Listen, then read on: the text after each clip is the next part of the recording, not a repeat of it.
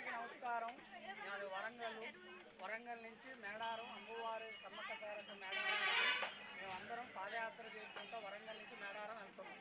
అమ్మవారి నిన్న బయలుదేరి ఇవాళ వచ్చాం.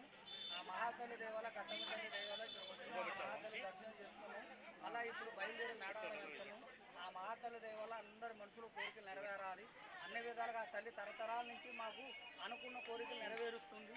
ఏ మొక్కు మొక్కినా మేడారం సమ్మక్క సారక్క జాతర అప్పుడే మొదలైంది. నెల రోజుల ముందు నుండే భక్తులు తండోపతండాలుగా తరలి వస్తున్నారు. మొన్న ఒక్కరోజే 2 లక్షల మందికి పైగా భక్తులు వస్తుండడంతో మేడారం సమ్మక్క సారక్క జాతర మరోసారి ప్రపంచ దృష్టిని ఆకర్షించేటువంటి పరిస్థితి కనిపించింది.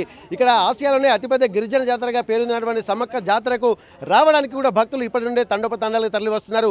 ఒక్కొక్కరు ఒక్కొక్క విధంగా, కొందరు ఎడ్ల బండ్లలో వస్తూ ఉంటారు, మరికొందరు వాహనాలలో వస్తుంటారు, మరికొందరు మాత్రం అమ్మవారికి మొక్కులు చెల్లించుకోవడానికి కూడా పాదయాత్ర ద్వారా వస్తుంటూ ఉంటారు. అలా పాదయాత్ర ద్వారా వరంగల్ నుండి వస్తున్నటువంటి భక్తులు ఇప్పుడు ప్రస్తుతానికి ఘట్టమ్మ దేవాలయం దగ్గరికి చేరుకున్నారు. ఒక్కసారి వారితో మాట్లాడదాం. వారు ఎక్కడి నుండి వస్తున్నారు, ఇక్కడ పాదయాత్ర ద్వారా చేరుకోవడానికి వారు ఏమైనా మొక్కులు ఉన్నారా, లేకపోతే ఒక సాంప్రదాయంగా వస్తున్నారా, లేకపోతే వాళ్ళ పరంపరలో అలాగా వస్తున్నారా, మరి ఏందో ఒకసారి కనుక్కునేటువంటి ప్రయత్నం చేద్దాం. స్వామి, మీరు ఎక్కడి నుంచి వస్తున్నారు? అసలు మీరు పాదయాత్ర ద్వారా వస్తున్నట్టు మాకు తెలుస్తుంది. అవునండి, మాది వరంగల్ నుంచి ప్రతి 2 ఏళ్ళకు ఒకసారి అమ్మవారి దగ్గరికి మేడారం వరంగల్ నుంచి పాదయాత్ర చేసుకుంటూ అమ్మవారి దగ్గరికి వెళ్ళేది. మేము మనసులో ఏదైతే అనుకోని కోరికలు నెరవేర్చుకోవాలమ్మా అని అనుకుంటామో ఆ కోరిక అనుకోని మేము బయలుదేరి పోయి అమ్మవారి దర్శనం చేస్తే ఆ కోరిక మాకు నెరవేరుతుంది.